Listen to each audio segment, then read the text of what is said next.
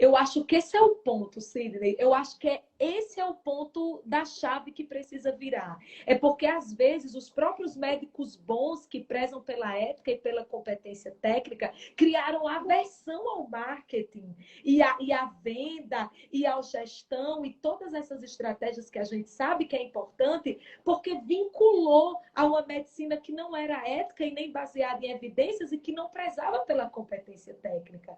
E aí a gente caiu na armadilha, a gente abriu mão do sucesso, do resultado e da realização na carreira, porque a gente vinculou isso a profissionais antiéticos.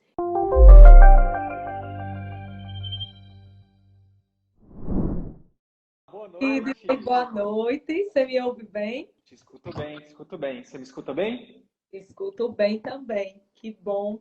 Com esse sotaque maravilhoso do nosso Nordeste querido. Diretamente de Natal, Rio Grande do Norte, para o Brasil. Oh, coisa boa.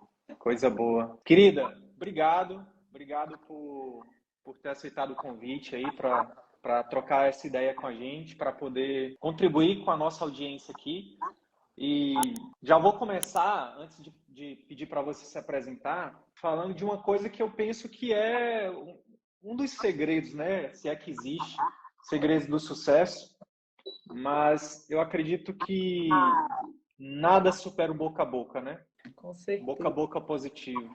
Então, a gente já estava ensaiando essa live, né, há um tempo, você já tinha entrado em contato, a gente estava vendo datas e tudo mais, mas eu resolvi te chamar logo porque uma aluna sua, que é minha aluna também, falou muito bem de você e trouxe ela, que é a Tami Cambraia, né, que hoje ajuda a gente aqui e tal. E aí eu disse, pô, tem um fit muito legal assim entre a gente, então deixa eu chamar logo a Marília aqui para poder tanto te ajudar quanto você ajudar a nossa audiência, obviamente. Então, fica à vontade, querida. Se apresente aí para quem não te conhece ainda. Primeiro, Sidney, eu te agradeço pelo convite, né? Me senti honrada quando a sua equipe falou comigo. Há algum tempo eu já acompanho o seu trabalho, já sou sua seguidora nas redes sociais e já tinha notado que a gente se afinava muito na mentalidade, na forma de pensar, no público para quem a gente fala e principalmente com essa visão, né, de elevar a régua, como você falou no início da live, da medicina brasileira, destravando realmente os colegas médicos para acreditarem que é possível, sim, exercer uma medicina próspera, recompensadora, mas sem abrir mão de um atendimento humano, ético e baseado em evidências. E é sobre o atendimento médico que a gente vai conversar hoje.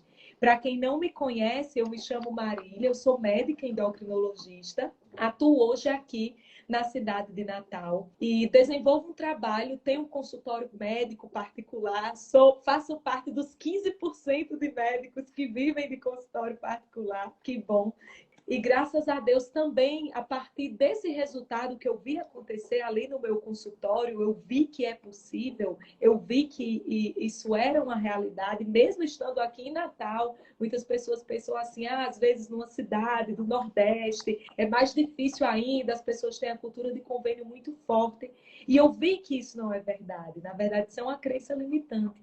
E depois que eu vi isso acontecer comigo, Sidney, eu comecei a falar um pouco também sobre isso nas redes sociais. E percebi que isso é uma dor dos colegas médicos, né? Essa dificuldade de enxergar, viver de consultório particular, às vezes parece um sonho muito distante. E a gente sabe, você trabalha com isso também, que são um conjunto de coisas que contribuem, né, para a gente chegar nesse ponto, nesse nível da carreira de viver de atendimento particular. E você fala bastante sobre pilares importantes dessa construção. O marketing é fundamental, conhecimentos de gestão de consultório é fundamental, treinamento de secretária é fundamental, né? Ter conceitos de empreendedorismo, entender um pouco sobre como é empreender, sendo médico como profissional liberal é fundamental. E o que eu fiquei pensando quando você me convidou, em que eu poderia contribuir? Porque você já fala de tudo isso, de todos esses pilares. E aí me veio com muita clareza, vamos falar do atendimento médico, porque a gente sabe que marketing é importante, gestão é importante, treinamento de secretária é importante, mas tem uma coisa antes de tudo isso, que para mim é a base de um médico de sucesso, de um consultório particular de sucesso, que é um atendimento médico assertivo. E tem tantos cursos falando dessas outras coisas, mas vamos falar da essência, porque uma das coisas que eu falo muito, Sidney, nas minhas redes sociais, é cuidado com o marketing vazio. Então, às vezes, a gente vê aqueles médicos, né, com todo aquele posicionamento, aquele branding, aquela marca forte, mas quando o paciente chega para ter a consulta, o contato no 1 a 1, naquele momento da consulta, às vezes é um atendimento que deixa a desejar. Seja porque faltou a parte humana do atendimento, seja porque o médico falhou na comunicação assertiva dele, seja porque o médico falhou na própria ética e competência técnica para oferecer o melhor tratamento para resolver a queixa daquele paciente. Então, eu pensei, vamos falar de atendimento, então, vamos falar dos pilares, quais são os pontos principais para que você desenvolva um atendimento médico e, a partir daí, divulgue, tenha todas as estratégias de crescimento de consultório particular, mas sem perder a essência, o principal. Porque o paciente, quando ele procura o médico, ele quer resolver um problema. E como é que a gente pode fazer um atendimento que resolva a dor e o problema dessa pessoa? Perfeito. Eu recebi um depoimento hoje, Marília, que exemplifica isso. Que exemplifica muito isso que você está falando. Um professor, mais de 20 anos de medicina, e ele falou assim, o que me encantou na metodologia CVM foi porque eles recomendam uma mudança de dentro para fora. Uau. E aí ele falou assim, eu achava que meu atendimento era incrível.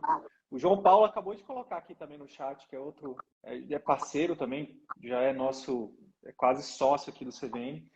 E ele falou assim, só em ter colocado os pilares da consulta em prática, isso já, né, enfim, acho que ele falou de números lá, não lembro exatamente, mas já está 50 consultas particulares ali mais ou menos por mês. Então, é sobre isso, sabe?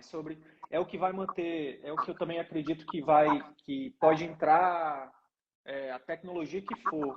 Enquanto o médico continuar se destacando como um médico humano, como um médico que se importa, como um médico, quando ele aprender e masterizar essas habilidades de consulta, de relacionamento médico-paciente, eu acho que vai demorar, né, Marília, para um software substituir esse médico.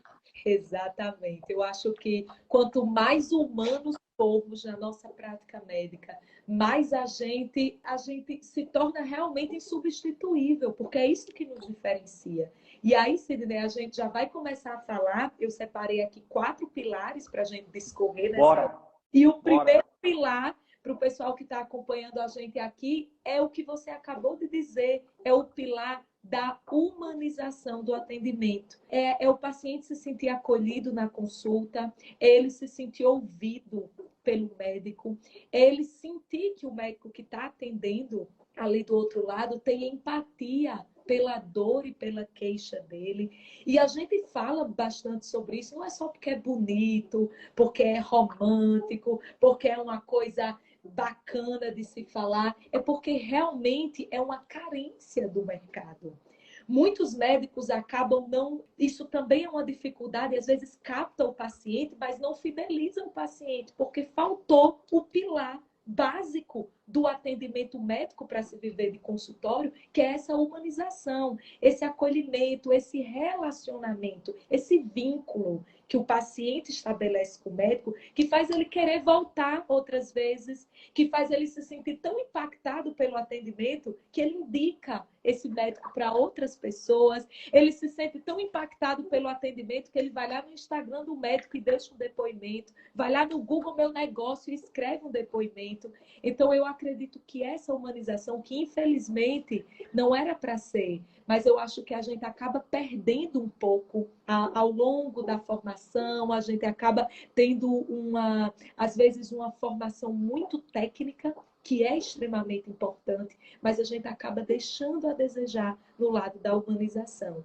E, honestamente, Sidney, eu não vejo como você ter um consultório particular sustentável se você não dominar esse pilar, se você não for um médico que tem uma boa relação, que as pessoas passam com você e gostam da experiência de ser atendido por você, porque você humanizou, você ouviu, você gerou vínculo, você gerou empatia com ela. Perfeito. Deixa eu te perguntar, Marília, porque assim, quando a gente fala de humanização, é aquela parada, né? Tem muita gente que pode, poxa, mais do mesmo e tal, né? Pô, humanização, todo mundo sabe disso e tal, mas quando que na tua trajetória isso, porque existe uma diferença de você, vê se concorda comigo, tá? Se não concordar, tá tudo bem. Mas existe uma diferença. Eu sou acho que a maioria de nós é da escola do SUS, né? A gente é formado, na maioria das vezes, em escolas, mesmo as faculdades particulares, o campo de estágio é no SUS. E aí todo mundo fala disso, né? Humanização, o médico tem que ser mais humano, tem que ser mais humano, não sei o quê. Mas olha, eu cheguei no meu mestrado e ninguém nunca tinha me ensinado a palavra é como ser mais humano. Porque era só porrada, né? Era só porrada. Não, porque tu tem que ser mais humano. Aí tu fica perdido. Meu Deus, mas como é que eu sou mais humano? Eu tenho que pegar o paciente pelo colo, eu tenho que passar a mão na cabeça dele, eu tenho que abraçar, eu tenho que rir toda hora. O que é ser humano? Né? E na tua trajetória, Marília, quando foi que caiu, que mudou essa chave de que a gente precisa ser humano para o como? Não, agora eu tenho ferramentas para que o paciente me perceba como humano. Excelente. Nossa, eu adorei sua fala agora, porque é realmente isso, né? Não é cobrar humanização sem você ensinar as ferramentas e o como traduzir essa palavra ali na prática quando você está atendendo o paciente. E, Sidney, no meu caso, eu tive uma trajetória muito peculiar nesse sentido, né? Eu sempre fui assim muito dedicada na minha formação, então a parte técnica para mim é e continua sendo extremamente importante. Me preocupo de me atualizar, de estar à luz das evidências científicas, mas como endocrinologista, não sei se tem algum colega endocrinologista, alguém que me segue, se quiser se pronunciar aqui, a gente lida muito com doenças crônicas. São doenças que não têm cura, aparentemente. Tem tratamento, tem controle, mas não tem cura.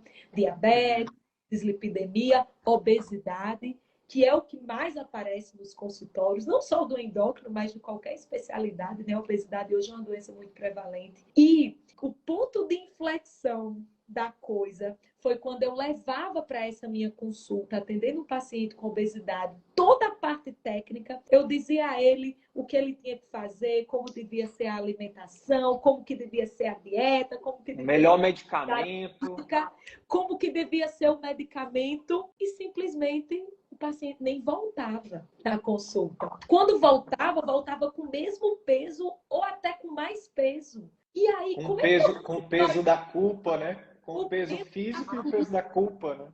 Exatamente, o peso da culpa também. E a minha pergunta é, como é que meu consultório particular vai dar certo se eu não estou conseguindo resolver o principal, que é a queixa dos meus pacientes? Eu não estou conseguindo extrair a adesão deles ao tratamento. E aí, quando eu me confrontei com isso, essa dificuldade de adesão, eu comecei a estudar ferramentas que me ajudassem a engajar mais o paciente no tratamento, a extrair o melhor desse paciente no tratamento. E eu encontrei essas ferramentas que nunca foram ensinadas na formação. Tá, Marília, que ferramentas são essas? Ferramentas de coaching aplicada à saúde, ferramentas de entrevista motivacional no cuidado dos pacientes com saúde, ferramentas de terapia cognitivo-comportamental. Eu fui lá na psicologia entender como era o ser humano, o que é que motivava as pessoas para mudar um hábito, um comportamento, e trouxe para a minha prática médica. E aí, Sidney, quando eu fui trazendo essas coisas, eu comecei a ver o jogo virando. Os pacientes, de repente, começaram a se engajar mais no tratamento, começaram a perder mais peso, ter mais adesão ao tratamento prescrito. E no final das contas, o que eu escutava dos meus pacientes era assim: doutora, a senhora é muito humana, e foi isso que fez diferença no meu tratamento. Foi a sua humanização, foi o seu acolhimento que não me deixou desistir. E eu fiz, caramba, é isso. E no final, se eu fosse dissecar essas ferramentas que eu falei para ti agora, coaching, entrevista motivacional, se eu pudesse resumir tudo, é humanização, porque essas ferramentas falam de escuta, de resistir ao reflexo de querer consertar o paciente, de Não julgamento, né? não julgamento, de empatia, exatamente, de não julgar, de ter empatia pelo paciente, de ter uma comunicação mais flexível, porque às vezes a gente é meio que treinado a dar bronca no paciente, né? O paciente chega no consultório, como assim não fez a dieta, não perdeu peso? Como assim não usou o remédio que eu prescrevi? Né, saindo até de obesidade para outras doenças. Como assim não usou o remédio da pressão que eu passei? E isso aí, ao Nossa. ajudar, acaba quebrando, ferindo a relação médico-paciente. E esse paciente, ele se engaja muito menos, ele não volta, ele não sai falando bem de você, porque ele não recebeu um atendimento suficiente para atender a necessidade dele, que contemplasse as dificuldades dele também. Então, foi nessas ferramentas. E, Sidney, humanizar o atendimento, eu queria dizer assim para os colegas que estão aqui, é uma habilidade treinável. Pois é, eu ia te perguntar isso. Isso não é dom, não? Não é só algumas pessoas que são especiais, que nascem com Eu isso, já achava não? que era. E tem gente que ainda acha. Ah, é dom, tem gente que tem jeito. Mas é porque tu tem jeito. Tu tem jeito. É porque tu é fora da curva. Nada. É Eu porque ach... tu é de Natal. É só por causa desse sotaque aí, né, não? Mas eu achava mesmo, Cida, que era uma coisa assim. Alguns levavam jeito, outros não, mas não é. Depois que eu comecei a trazer isso e até a ensinar isso, eu comecei a ver que era um método completamente reprodutível. Que as pessoas podem treinar, escutar o paciente, construir uma relação médico-paciente de vínculo. Você pode motivar o paciente a se engajar no tratamento, por exemplo.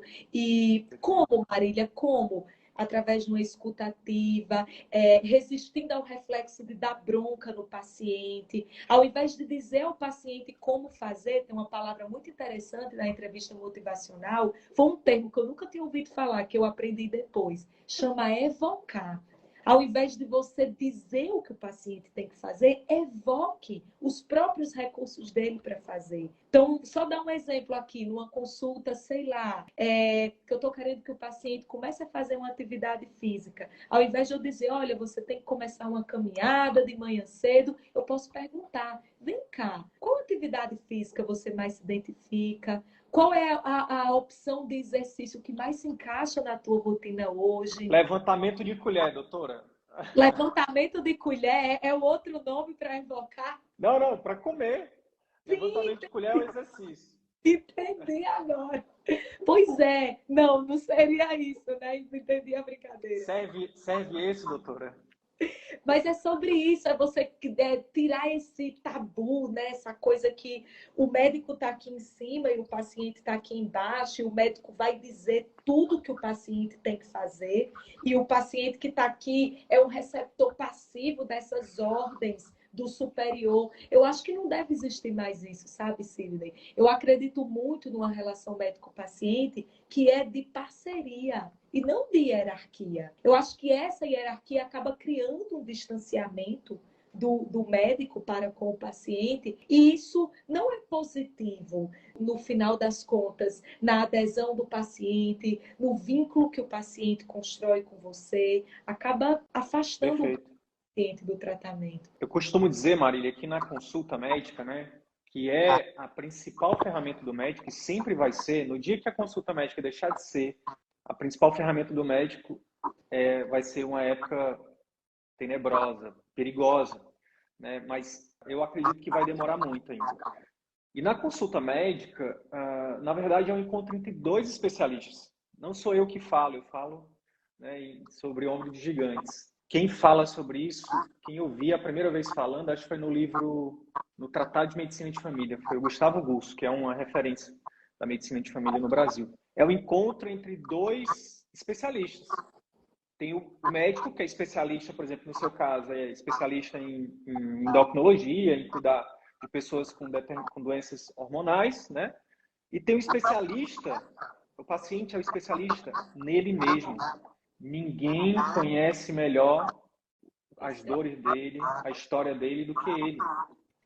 Então, quando você constrói essa relação de parceria que você está trazendo, é tão óbvio que às vezes até Mas a gente está aqui para a gente, nosso trabalho, né, como comunicador de massa é falar o óbvio, né? Falar o óbvio. É, O óbvio precisa mas ser dito. o óbvio precisa ser dito, né? Tem até um livro, né, Adam's Óbvio, que eu li interessantíssimo sobre isso. Então, se você fizer essa relação de parceria, concorda que aumenta a chance desse paciente te dizer o que realmente ele gostaria de te dizer? Concorda que é muito mais, a chance aumenta muito mais dele seguir um tratamento que você propõe? E aí aqui o evocar que se traz, a gente fala tem uma técnica que a gente chama de bidirecionalidade, né? Que é uma técnica de habilidade de comunicação, que é basicamente uma palavrinha, né? São coisas tão simples, né, Marília, que Sim. é uma frase que fala assim, ó, o que você acha? Para alguns colegas mais próximos, eu tenho pedido para eles escreverem no post-it e colocar embaixo do computador, para quem usa computador, para não esquecer de usar essa. O que você acha? Excelente, excelente. O evocar pode ser, no seu caso aí, não, senhor fulano, não é levantamento de colher que eu estou falando, não, rapaz. Eu estou falando, por exemplo, o que o senhor acha de uma caminhada, né, de uma atividade física, usar um cardápio de opções? O que você acha? Nossa, Sidney, muito bom. A entrevista motivacional, que é uma ferramenta que eu falo muito, ela chama esse o que é que você acha de perguntas abertas. Então, é você fazer uma pergunta aberta que abre ali um leque de opções para o paciente responder e, ao mesmo tempo, compartilha a decisão com o paciente. Você está compartilhando a decisão. Ao invés de você ditar, ordenar o que o paciente vai fazer, você compartilha a decisão. Então, você deixa o paciente protagonista do próprio cuidado. Não é você o único protagonista e o paciente está aqui embaixo como para obedecer o que você fala. Às vezes me lembra muito, apesar de não ter filhos, a relação de pai e filho. Às vezes no consultório médico, a gente cria essa hierarquia, o médico superior, o paciente aqui embaixo, parece até um pai e um filho dando bronca, né? Advertindo, dando ordens para o paciente cumprir. E eu gostei muito do que você falou, Sidney, essa bidirecionalidade, exatamente isso, é você visualizar o paciente do mesmo tamanho, como protagonista da própria história. E ele é o maior Porque né? especializador. Porque só ele A, sabe quais são os a, limites vi, que ele tem, e os desafios e os recursos também. a vida, a doença, a saúde acontece entre as consultas médicas, não durante a consulta. Então, deixar claro para ele que você, como profissional, como especialista, vai até determinado ponto e a partir dali ele tem que ter a parte dele, fazer a parte dele, é fundamental não só para o sucesso, Marília, mas também tem uma outra coisa que eu acho que você deve receber aí, tanto dos seus alunos, quanto você deve ter vivenciado, que é, pegando aquela analogia que eu usei da culpa da pessoa que não emagrece, né? A culpa, ela volta com o peso físico do corpo, mas volta com o peso da culpa. Mas o médico também carrega esse peso da culpa, verdade ou não? Verdade, com certeza. E foi Então, exatamente quando você divide, então, né? Quando você compartilha, você diminui, você fica mais você tem leve, né? peso das costas, da responsabilidade de fazer a mudança acontecer. Porque você está dizendo ali para o paciente que é ele o maior responsável. Alguém colocou aqui, a Annelise falou, perguntar por onde você acha que pode começar a mudar a sua alimentação, quanto tempo de atividade física você acha que consegue fazer. É isso mesmo, Annelise, essas perguntas que negociam as mudanças com o paciente. E Sidney, você tocou num ponto assim importantíssimo. Eu acho que esse foi o ponto que me impulsionou a buscar essas ferramentas. Porque o peso que a gente carrega quando vê um paciente que não aderiu ao tratamento, que não está tendo resultado com o atendimento, com o tratamento que a gente propôs ali, é muito grande, né? E às vezes a gente está aqui carregando esse peso, sai exausto às vezes do consultório, quando vê os pacientes sem engajamento, sem adesão ao tratamento, porque a gente se sente corresponsável, às vezes, pelo insucesso do paciente no tratamento. E sabe uma coisa muito legal que eu aprendi, assim, que virou a chave, me libertou disso, sabe, Sidney? Isso é muito incrível. A entrevista motivacional chama do princípio da autonomia. É um dos princípios da entrevista motivacional e tem tudo a ver com humanização. Quem está na live vai entender isso agora.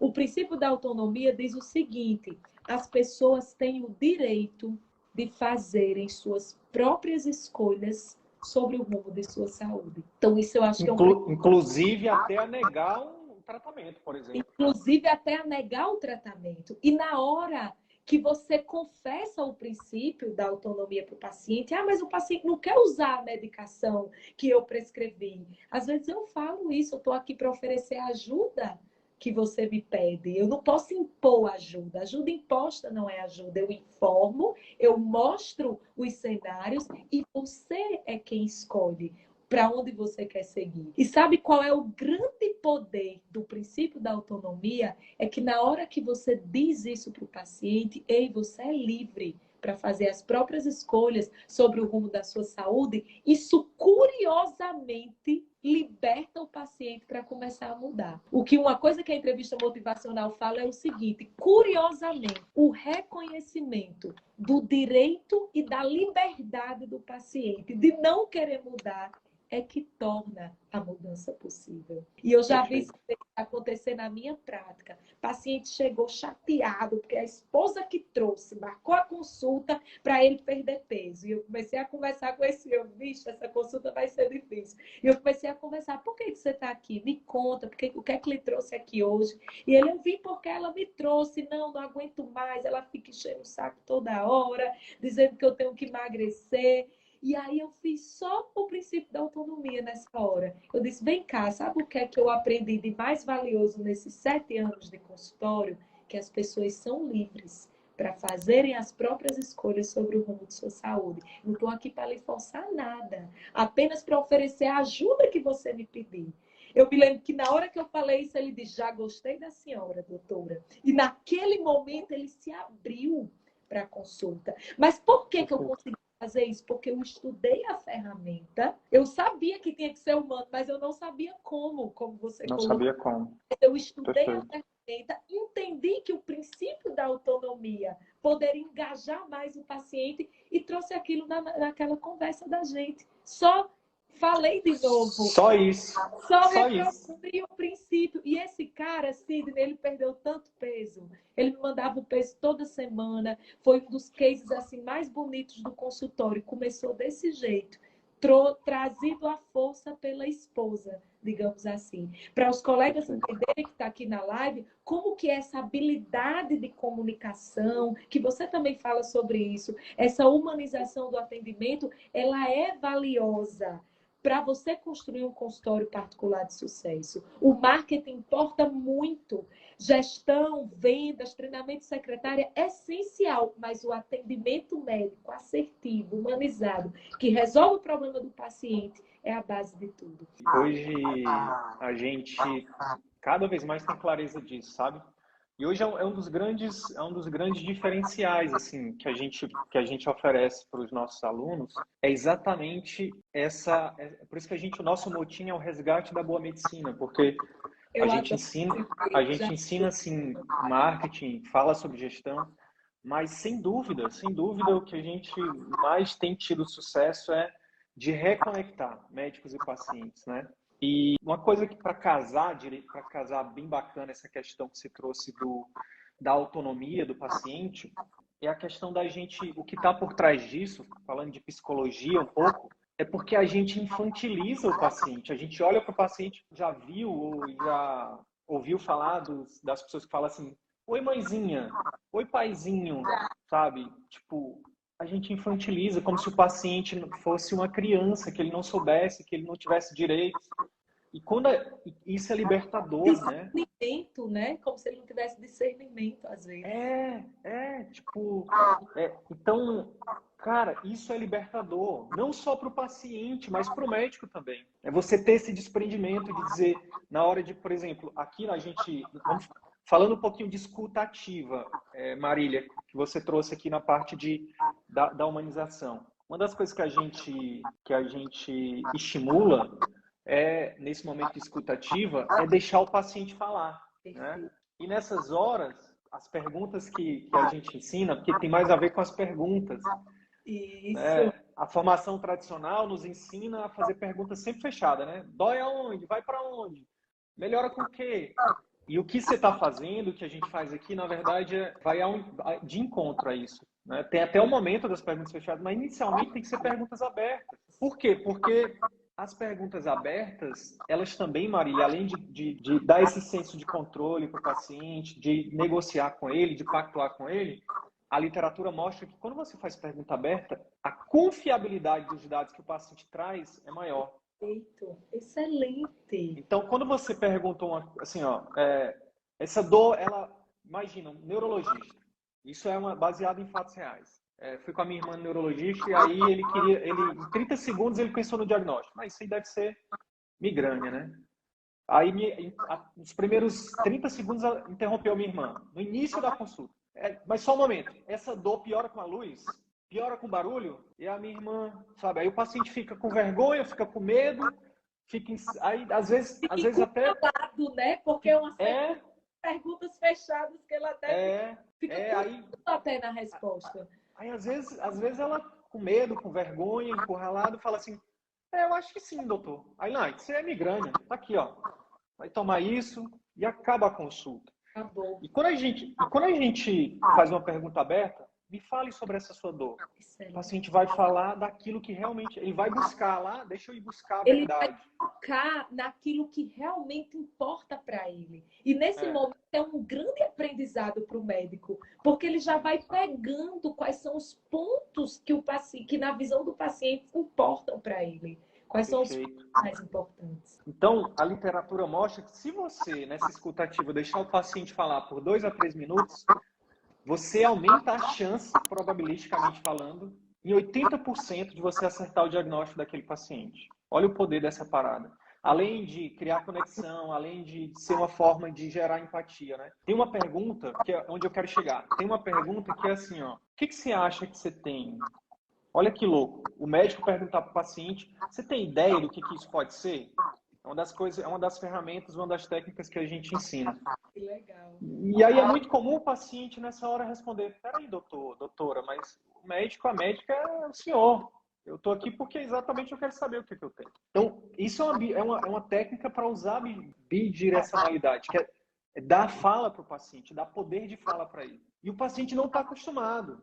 Então, é normal ele estranhar. Mas nessa hora, Marília, é onde entra a parada da autonomia, onde entra a parada do empoderamento, de você realmente descer do pedestal e se sentir igual, e colocar para ele assim, não, claro, dona Maria, seu José, eu estou aqui, eu vou dar o meu melhor para poder descobrir o que o senhor tem. Mas para mim, da forma como eu trabalho, é importante saber se o senhor tem alguma ideia.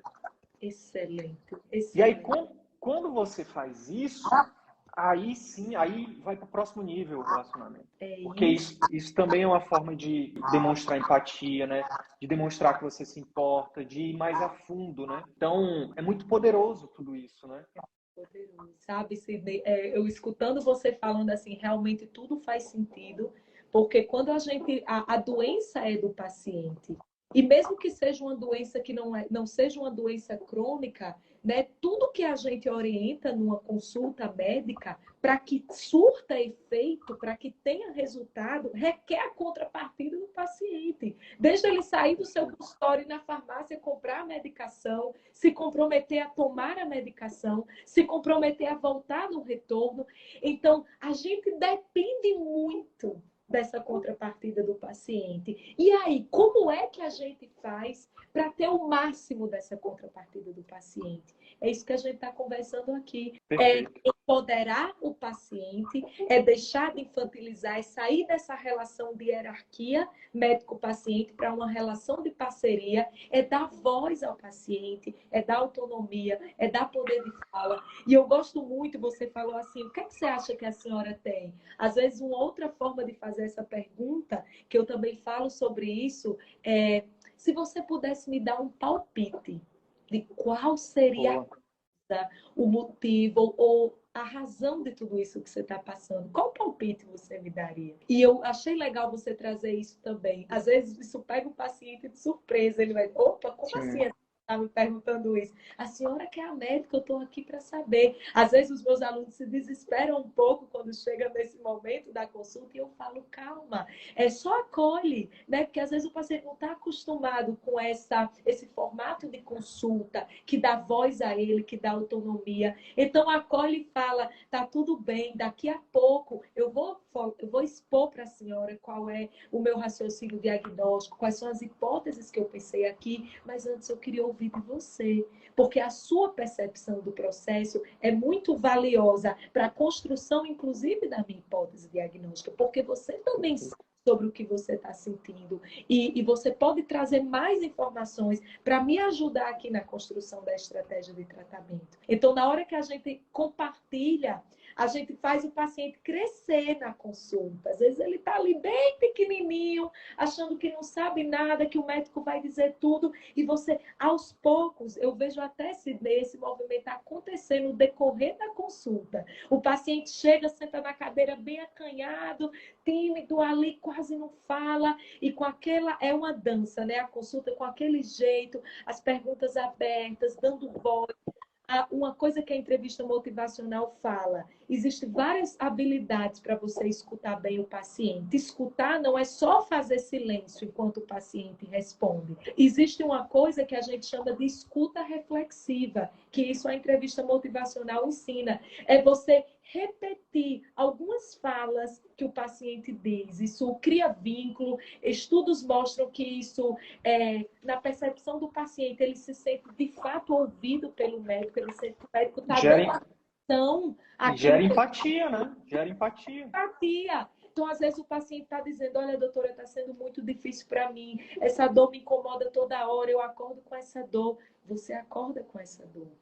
Às vezes, só essa fala já constrói, nossa, ele está prestando atenção, ele não está, né? Ele está aqui comigo, ele está me escutando, Sim. Ele está com a atenção voltada totalmente para mim nesse momento. Às vezes, né, acontece que o paciente está falando e você está olhando para o computador e digitando, né? Cada vez eu tenho escrito menos nas minhas consultas, ou pelo menos nos primeiros 20 minutos eu estou ali, inteiramente, olho no olho, ouvidos conectados, para entender o que é que trouxe realmente aquela pessoa.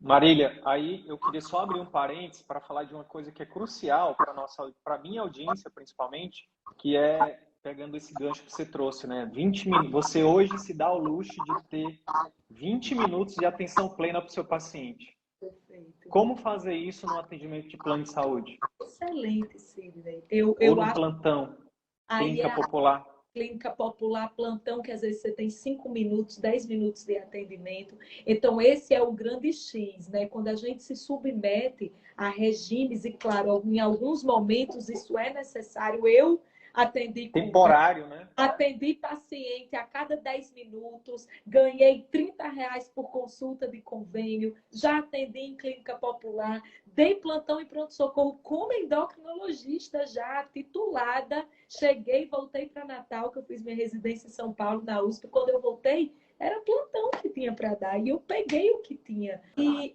hoje, né, ao ver a minha realidade de atendimento, eu tenho 1 hora, às vezes 1 hora e meia quando é a primeira consulta.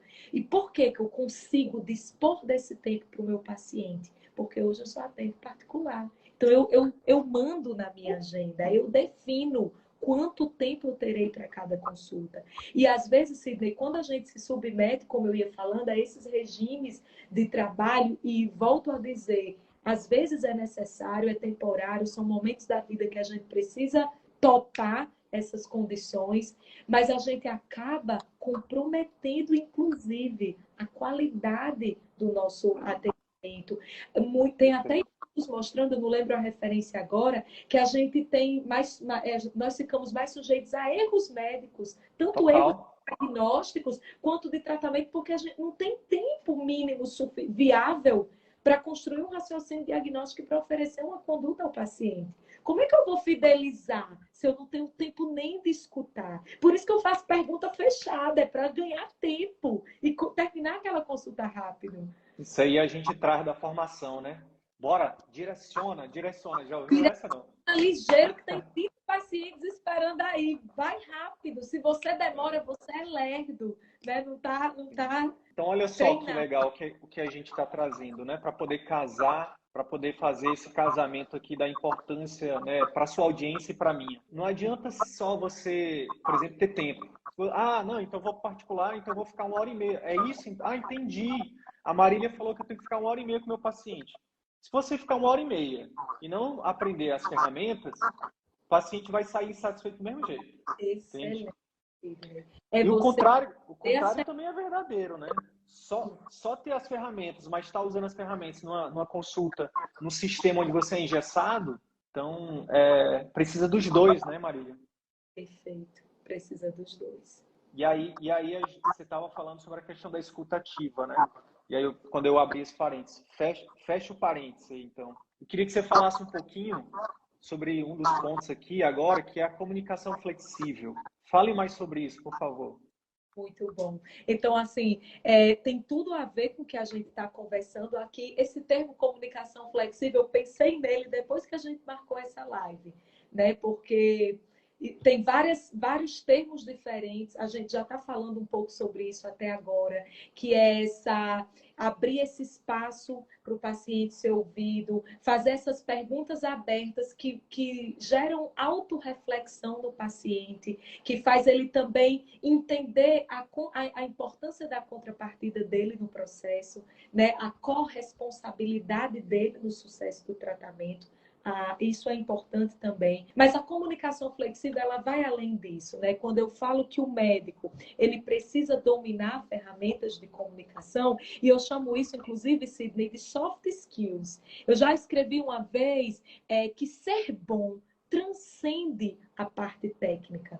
Essa frase, ela é muito até profunda para mim, porque a parte técnica é essencial, mas observe os médicos de quem os pacientes falam bem. Nossa, doutora fulana é uma excelente médica. Doutora Thalita é uma excelente médica.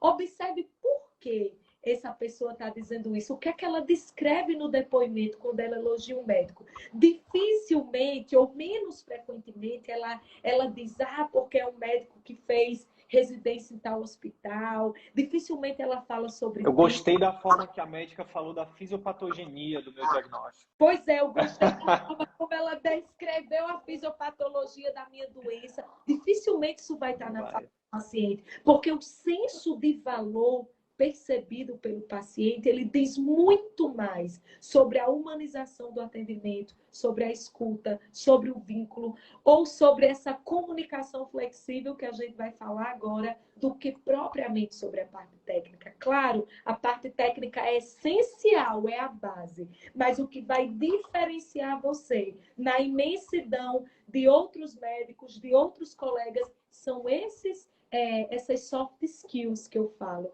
que tem a ver com sua habilidade de fazer rapport, né? A gente não falou dessa palavra ainda, mas rapport é essa comunicação espelhada. É você olhar para o paciente, às vezes ele está falando num tom mais baixo, você reduzir o tom da sua fala também.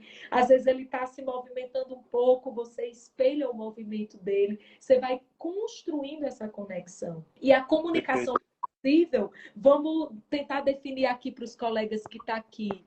Tem algumas pessoas aqui, que legal.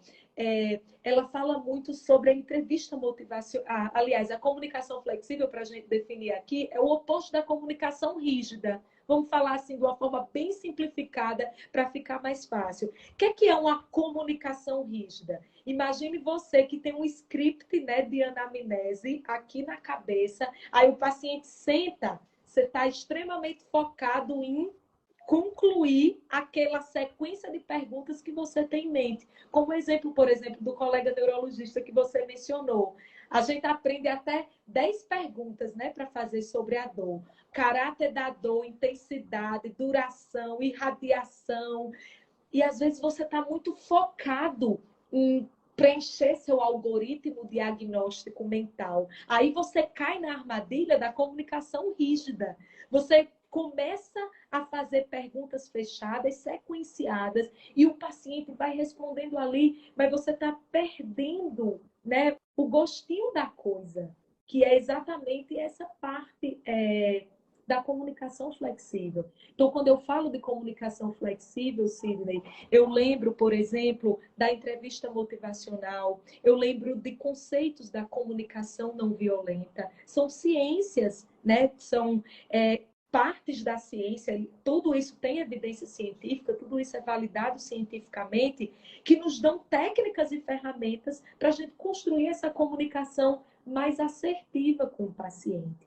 Então, por exemplo, quando Perfeito. você vai olhar a entrevista motivacional, o que é que a entrevista motivacional ensina sobre comunicação flexível? Existem lá 4 princípios, que são os princípios básicos. O primeiro deles, resistir ao reflexo de consertar o paciente. Eu adoro esse princípio, porque o que é ele chama até de reflexo de consertar, porque a gente tem um reflexo, porque é quase automático, de querer consertar o paciente, de querer corrigir o paciente toda hora. Então, às vezes o paciente chega, vou dar um exemplo no meu caso, que eu atendo muito paciente com obesidade. Ele chega lá contando a alimentação, a dieta dele, e aí eu começo, não, mas isso está errado. Você está comendo, está botando açúcar no suco, tem que tirar o açúcar. Isso aí é armadilha de consertar. Eu já começo invalidando o paciente que já chegou se sentindo fracassado, se sente mais fracassado ainda. Estou fazendo tudo errado, eu não sei de nada. Ao invés de empoderar o paciente, eu estou diminuindo o paciente com essa minha postura. Então, isso é um exemplo de uma comunicação rígida. Eu estou querendo consertar o tempo todo o paciente. Como é que seria uma comunicação flexível? É resistir a esse reflexo, em primeiro lugar. Não corrija de cara. Não julgamento, né? Não julgamento. Exatamente. Mas, Marília, eu não preciso dar a informação correta ao paciente, dizer para ele o que ele precisa fazer? Sim, mas existe... No momento certo. No momento certo. Existem etapas anteriores a isso. E a primeira etapa é a construção de vínculo. E toda vida que eu conserto o paciente, eu quebro o vínculo com ele. Ao invés de construir o vínculo, eu rompo o vínculo com esse paciente. Posso falar a mesma coisa de forma diferente? Claro, claro. Por Falar a favor. mesma coisa de forma... Você aprende muito, viu, pessoal, nessa live? Francisco Carrió, o autor desse livro aqui, Entrevista Clínica. Para mim é o melhor livro de habilidade de comunicação. Para mim, tá? É o mais completo. Inclusive, quem participar do workshop vai ganhar o workshop começa amanhã, vai ganhar o PDF de um resumo dele, que eu fiz. Ele trouxe uma coisa que foi um divisor de águas para mim, Marília, que você falou agora. Por isso que eu falei, eu posso falar a mesma coisa de forma diferente. Que é para... O que a gente faz, né, Marília? O que você faz e o que eu faço? A gente aprendeu forma diferente de de atender os pacientes, de ser um médico melhor, de todos os pontos de vista. E a gente disse, quer saber, eu não vou ficar só com isso para mim, não. Eu vou dividir isso com o maior número de médicos possível. Eu vejo seu trabalho muito parecido com o meu nesse sentido. E o Carrió falou sobre isso, e isso foi... Minha mente fez assim, ó, bum. Ele falou, na maioria das escolas médicas do mundo, o foco é apenas no médico aprender a fazer diagnóstico e tratamento. Só que eu discordo disso. Existe uma coisa que tem que ser prioridade antes do diagnóstico e tratamento. Aí eu disse, mas como assim, gente? Não tem como. E aí ele falou, sim, tem como sim. Aliança terapêutica, é como ele chama. Uau. Que você falou construção de vínculo, ele chama de aliança terapêutica. Então, ao invés de você ficar ali nos 30 segundos iniciais da consulta pensando qual diagnóstico ele tem, qual diagnóstico ele tem, pode ser isso, pode ser aquilo, pode... Não. Deixa a tua mente aberta para ouvir. E o foco tem que ser 100% em criar uma aliança terapêutica. E para ter uma aliança terapêutica, existe um pré-requisito, Marília, segundo o Carrió, que é criar um clima emocional adequado na consulta. E aí eu acho que casa com o que você está trazendo. O que eu chamo de criar conexão. Essa atmosfera emocional, onde o paciente se sente acolhido, onde ele se sente à vontade para se abrir, ele se sente seguro para se abrir. E isso é possível ser feito nos primeiros 2, 3 minutos da consulta. Muita gente pensa assim, eu vou ter que deixar o paciente falar 30 minutos. Não. É óbvio que em 20 minutos não é possível fazer uma consulta completa, mas para escutar, para começar essa conexão, 2 ou 3 minutos é suficiente. Porque, por exemplo, Estudos mostram que os médicos interrompem os pacientes nos primeiros 30 segundos. O paciente está prestes a dizer o diagnóstico, aí o médico vai lá e diz, por exemplo, nesse exemplo que você trouxe, né? Que eu não quis te interromper, mas até deu vontade de te interromper para poder ficar até mais parecido com a realidade. Sim. Você falou de uma dor, né? De repetir uma palavra. Eu já acordo com essa dor. E aí você deu o exemplo de repetir para criar rapport, para criar conexão. E a gente recomenda essa repetição da frase, das palavras, até para facilitar, Marília, a fala dele. Porque às vezes ele quer falar, mas o médico não deixa. Ele já está acostumado. Mas o que acontece? O paciente, eu já acordo com essa dor. Aí o que o médico, segundo os estudos falam, né? E eu já passei muito por isso também, eu já fiz isso, já cometi esse erro, eu assumo e peço perdão por isso. Ao invés de você repetir, já acorda com essa dor e demonstrar a linguagem verbal e não verbal coerente, né? Poxa, já acorda com essa dor? E aí o paciente, doutor, acordo com essa dor, não, e vai falar. Mas o que a gente fala? Sim, mas essa dor vai para onde? De 0 a 10, quanto que é essa dor? Exatamente. Piora com o que essa dor? Atropela o paciente todo. Aí acabou. Aí qual é o clima que vai sendo? Aí o paciente... mas você não tomou o remédio que imagina que é um retorno, né? Mas você não tomou o remédio que eu passei?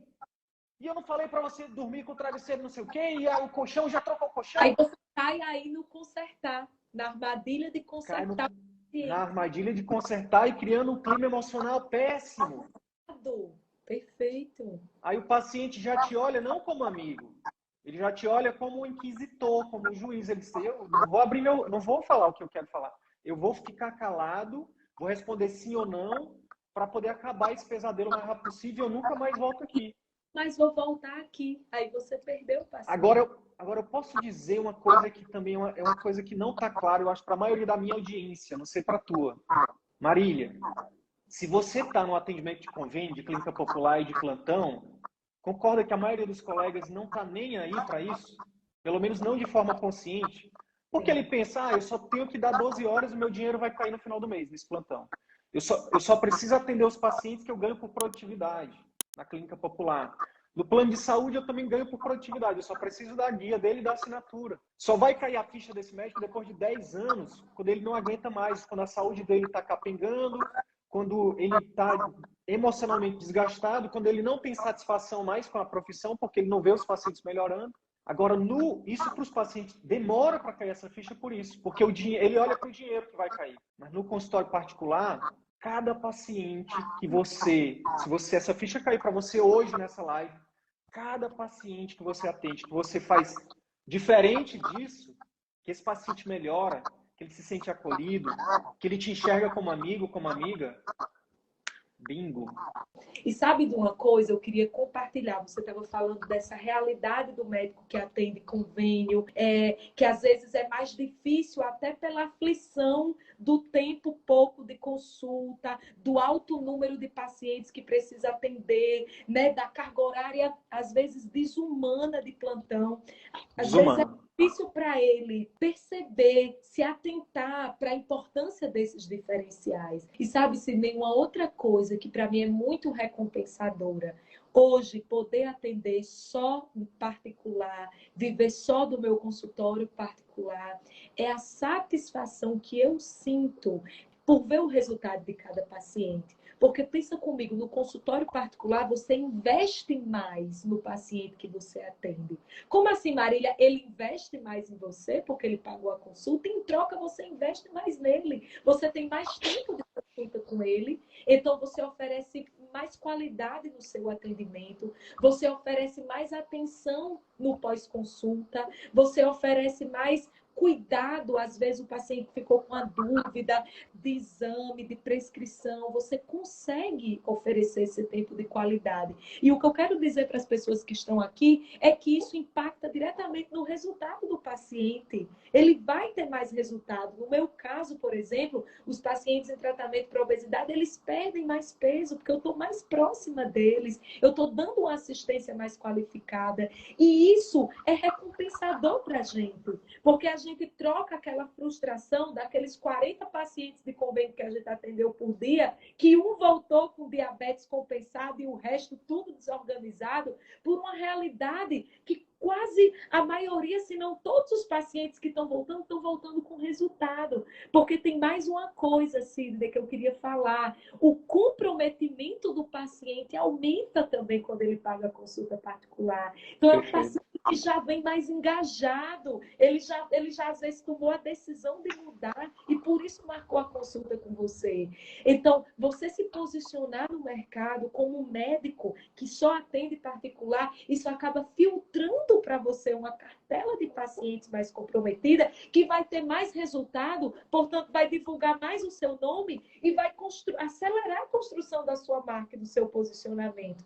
Aí eu vai divulgar círculo virtuoso que você fala, ou não é? Pois é, vai divulgar para quem? Isso que eu ia falar, vai divulgar para pares, para iguais, né, a eles, né? E sabe que eu costumo falar, uma brincadeira, né, mas é uma brincadeira para lembrar, para fazer as pessoas, né, pegando lá o conceito de ideias que colam, o órgão que mais dói no ser humano, qual é, Marília? É o bolso. É o bolso. Às vezes o paciente está lá com hepatopatia, está com esteatose hepática, um paciente com obesidade, esteatose hepática grau 3, está lá com pedra na vesícula, com aquela dor gigante e ele não quer emagrecer.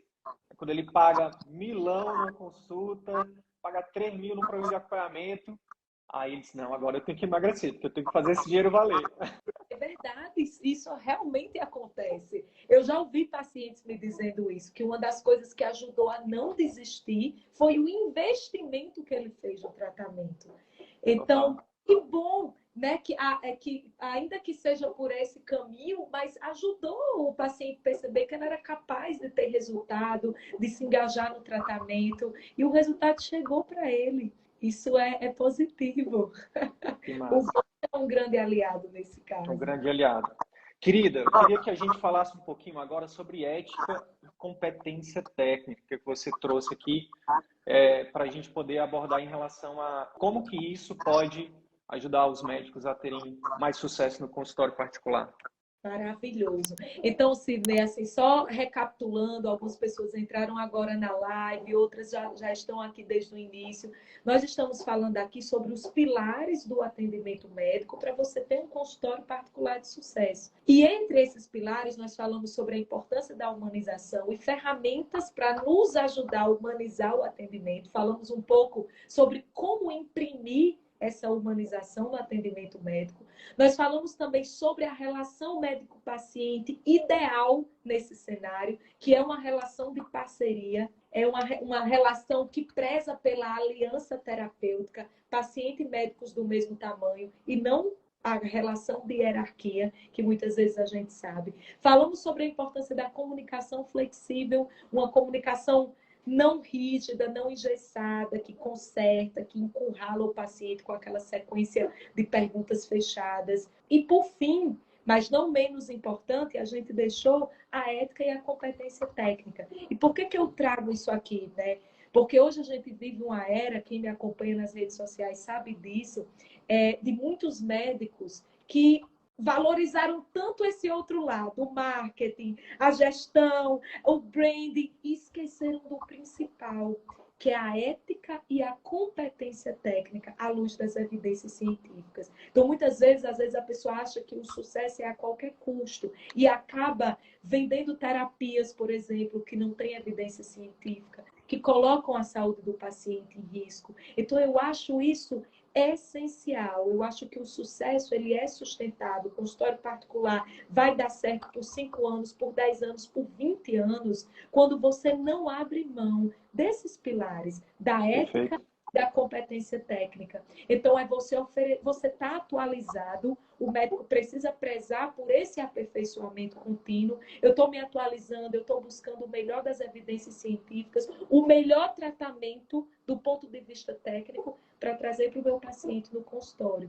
Mas eu não posso perder de vista as evidências científicas, a importância de eu me melhorar, de eu me aperfeiçoar para trazer isso para o meu paciente. Aí pensa comigo, Sidney, você domina todas essas ferramentas de humanização, de acolhimento, e quando na hora de fazer o diagnóstico e prescrever o tratamento, você brilha, trazendo o melhor das evidências científicas. Então, é um tratamento completo. Aí você fecha Perfeito. o ciclo e entrega o melhor realmente para o paciente. Quando eu comecei a falar sobre habilidade de comunicação, até principalmente eu nem estava não estava divulgando tanto assim, na internet como eu divulgo hoje. Bem no início mesmo, muitos colegas falavam assim para mim, Marília, entre o médico bonzinho e o médico que faça o certo, que resolva o meu problema, eu prefiro o grosso que resolva o meu problema. Eu ouvi muito isso. E isso nunca fez sentido para mim. A minha resposta sempre foi: e por que não os dois? Isso. Por que que É possível fazer as duas por que coisas que bem. por que que só tem que por que que o médico que é bom tecnicamente não pode aprender marketing, gestão e vendas? E por que que o cara que faz marketing, gestão e vendas não pode ser bom tecnicamente? Eu acho que esse é o ponto, Sidney. Eu acho que esse é o ponto da chave que precisa virar. É porque, às vezes, os próprios médicos bons que prezam pela ética e pela competência técnica criaram aversão ao marketing e à venda e à gestão e todas essas estratégias que a gente sabe que é importante, porque vinculou a uma medicina que não era ética e nem baseada em evidências e que não prezava pela competência técnica. E aí a gente caiu na armadilha, a gente abriu mão do sucesso, do resultado e da realização na carreira, porque a gente vinculou isso a profissionais antiéticos. E a gente está aqui para dizer o contrário, que você Para pode ter uma medicina desmistificar isso. humana para desconstruir isso, pelo amor de Deus, de uma vez por todas. Porque tem muito colega bom, ético, competente, que merece sucesso e reconhecimento na carreira e que não está conseguindo porque está com essa trava, porque está achando que o sucesso é só para o lado de lá, é só para quem se corrompeu, digamos assim, está fazendo uma medicina desonesta, antiética, vendendo tratamento milagroso, enganando o paciente e botando a saúde do paciente em risco. E a gente sabe que é possível. A gente está aqui para mostrar que é possível ter as duas coisas e fazer as duas coisas. Olha, eu tenho dentro da comunidade CVM, são quase 1.000 médicos.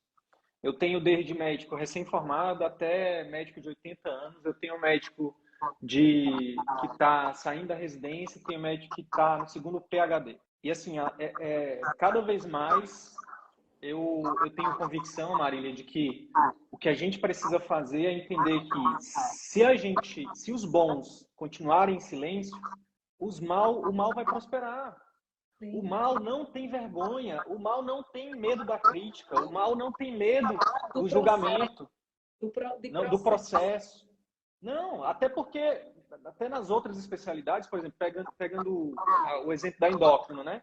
Nem precisa ser médico para poder ajudar. Tem tanta gente falando de emagrecimento, nem precisa ser médico, não tem CFM para os outros profissionais. Nem precisa ser profissional de saúde, na verdade. Então, assim, aí você pode escolher, né, Marília? Você pode escolher ficar no grupo da galera que só reclama. Tá vendo? Nem é médico, nem é profissional de saúde, está querendo ensinar as pessoas a emagrecer. Você pode reclamar, ou você pode dizer, peraí, ao invés de reclamar, eu posso levantar minha bandeira à luz das evidências científicas, sem abrir mão da ética médica, sem prometer nada, mas informar. E nossa frase que está nas camisetas do CVM, que em breve vão estar nas lojas aí de todo o Brasil, não é e-commerce do CVM. Milhões de pessoas, Marília, precisam do seu pior conteúdo. Mas eu tenho dificuldade, eu não sei falar, eu não sei oratória, meu rosto, meu nariz, meu áudio, meu ring light, não importa. Se você é médico, você sabe mais do que a maioria das pessoas. Se você é endocrinologista, você sabe sobre obesidade do que a maioria das pessoas. Você pode contribuir. Então, a frase do Martin Luther King, né, que até a gente vai tá divulgando, né? O que me incomoda não é o barulho dos maus, é o silêncio dos bons. E aí é muito bacana a bandeira que você levanta, Sidney, do resgate da boa medicina. Eu acredito muito nisso. Isso também é uma bandeira que eu me move, que me faz levantar junto. Porque eu acho que a gente precisa desconstruir, né, esse mito que fica pairando aí realmente de que o sucesso ficou, né, a fim do charlatanismo, quando na verdade também somos corresponsáveis por esse cenário. Vai até doer um pouquinho, porque quando a gente se omite, quando a gente silencia e não vai para as redes sociais e não levanta as nossas bandeiras dos tratamentos à luz das evidências científicas, e não precisa nem você criticar diretamente o outro, mas você só precisa falar o Não, certo. O que é você isso. acredita, porque as pessoas são livres para escolherem com quem elas vão se tratar. O princípio da autonomia está valendo aqui também. Mas na hora que Perfeito. você não aparece, só o outro aparece trazendo uma medicina antiética, desonesta, é isso que as pessoas estão vendo. Então é para eles que elas vão. E aí, na hora que você silencia, você se omite, você acaba sendo corresponsável pelo cenário. E aí vem o que você Perfeito. falou, a importância de você se colocar, inclusive nas redes sociais, porque as pessoas precisam do seu pior conteúdo. Olha só, que interessante, Marília. Teve até um comentário aqui de uma pessoa que a Corpo e Vida Oficial falando: o coach trabalha emoções e mudança de rotina e hábitos. Aí é que tá, às vezes a gente essa estereotipização, é isso? Ficar dando estereótipo, coach como se fosse uma coisa ruim, ou médico que faz marketing é ruim, profissional que não é profissional de saúde não sabe nada de emagrecimento. Gente, a gente tem que parar de ficar rotulando, porque, na verdade, em todas as especialidades, em todas as profissões, em todos os nichos, existem pessoas extremamente boas e tem os charlatões. Então, assim, eu tenho uma coach, uma master coach, que me ajuda no meu grupo de mentoria, que tem uma aula dela lá que é incrível, que os nossos alunos adoram. Mas, assim como existem coaches que são fake coaches. Assim como existem médicos que são excelentes, tem os charlatões. É disso que a gente está falando. A gente está falando que a gente está levantando a bandeira que os médicos precisam entender que quanto mais ele é preparado, quanto mais conteúdo ele tem, quanto mais ético ele é, não deveria, na verdade, ser uma coisa opcional. Deveria ser obrigatório ele estar nas redes sociais informando a população, fazendo contraponto é uma questão social mesmo, é uma questão de saúde pública. Eu, como CVM, tenho a honra, o prazer e o privilégio de liderar esse movimento e dizer o seguinte: meus alunos atingem mensalmente milhões de pessoas com conteúdos de valor. São pessoas que estão deixando de ser cegas, são pessoas que estão deixando de terem problemas cardíacos, de terem problemas de todas as especialidades. Eu vou contar um exemplo só, Marília, que é muito massa de dizer. Um colega que é oftalmo, tem um canal no YouTube, uma médica viu um videozinho dele de 2 minutos, ele falando sobre os sintomas que podem estar associados a descolamento de retina e falando daquilo como algo urgente para a pessoa procurar um oftalmologista. A mulher viu isso numa cidade longe da cidade dele, não se consultou com ele, mas procurou oftalmo e conseguiu salvar a visão dela. Um vídeo. Incrível. No seu caso, o diabetes, quantos pacientes, milhões de pacientes com diabetes no Brasil precisando de orientação, porque infelizmente no atendimento de plano, nos plantões, esses pacientes vivem peregrinando, né? Vai para o pronto-socorro, aí faz insulina, aí vai no plano de saúde, aquela consulta, né, do médico querendo te consertar, aí muitas vezes não tem condições de ir no médico particular, e aí as pessoas ficam à margem da sociedade, elas ficam à margem da assistência à saúde. Então, Marília, quando você coloca um vídeo com a linguagem que as pessoas entendam e com informação de valor para os seus pacientes com diabetes, para os seus pacientes com obesidade, você está salvando vida, querido. De pessoas que jamais teriam condições em Natal, no Nordeste, jamais teriam condições de te procurar. Então, é sobre isso, não é sobre autopromoção, não é sobre concorrência desleal, não é sobre ficar mostrando antes e depois, nada disso, não precisa disso. Uau. Não precisa. Isso é demais, Sidney.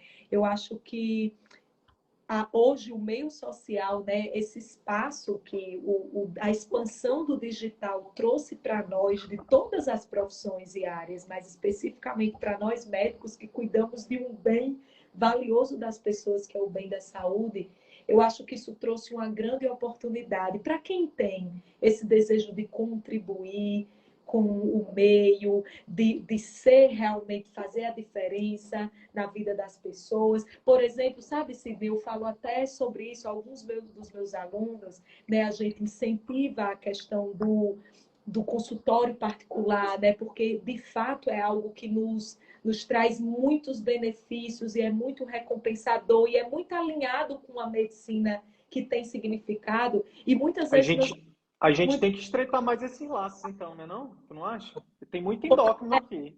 Deu muito bom, né, Sidney? O que eu ia falar, só para completar, é que, assim, algumas vezes alguns alunos meus dizem assim, nossa, Marília, mas quando eu transiciono, né, quando eu saio do SUS, vou só para o particular, tem algumas pessoas que não vão conseguir passar comigo. E eu vejo que isso é uma dor, alguns alunos sofrem com isso. E aí, sabe o que eu faço? Gente, a divulgação diária, gerar conteúdo de valor, um vídeo informativo sobre diabetes, sobre como aplicar insulina. Estou falando porque sou endocrinologista, mas o exemplo do médico que você trouxe, oftalmologista, para reconhecer precocemente o descolamento de retina, isso salva vidas. Isso é a nossa contribuição social também para essas pessoas que não têm acesso, às vezes nem ao médico do SUS, porque está há 3 meses na fila da UBS aguardando a ficha para o endócrino. Então, eu acredito também nisso, que tem várias formas da gente contribuir com o meio. Não é só se sacrificando e se submetendo a um regime de convênio, de SUS, aquela realidade de saúde precária, que às vezes você não tem nem os recursos diagnósticos e de tratamento mínimos para tratar o paciente. Tem outras formas de você contribuir. Você pode se sentir recompensado da sua carreira e também se sentir pleno por gerar essa contribuição para as pessoas. Posso citar a Tami, que é uma protagonista da nossa live aqui, que trouxe, Eu não que nos sei se é uniu hoje. aí. Ela numa live falou para mim assim, ó, eu demorei 3 anos, eu falo todo dia aqui nas redes sociais, eu demorei 3 anos para Tami vir e falar numa frase que eu ficava muito prolixo. Ela falou assim, Marília, abre aspas, Sidney, eu achava que eu amava o SUS. Depois do CVM eu descobri que eu amo ajudar. Então, quando a gente entende que a gente pode ajudar de várias formas, como você acabou de dizer, isso é libertador. Isso é libertador. E outra coisa, né, que é libertadora também, é a gente achar que a gente precisa salvar todo mundo, né? A gente não precisa salvar todo mundo. A gente não vai salvar todo mundo. Não vai. Quando a gente entende que a gente está para contribuir e não para salvar, então assim, E não tem esse poder, Sidney, de salvar ninguém. não tem. Cada pessoa é que tem o poder de salvar a si E se própria. salvar, De perfeito. se O salvar. médico, o médico é uma ferramenta, né? O médico é uma ferramenta. É uma ferramenta. Gratidão, querida. Sucesso aí. E parabéns aí pelo seu trabalho. Tamo junto, viu? Tamo junto. Obrigada pela oportunidade. Obrigada a todo mundo que ficou até o final. Um beijo, gente. Tchau, Até a tchau. Até mais. próxima.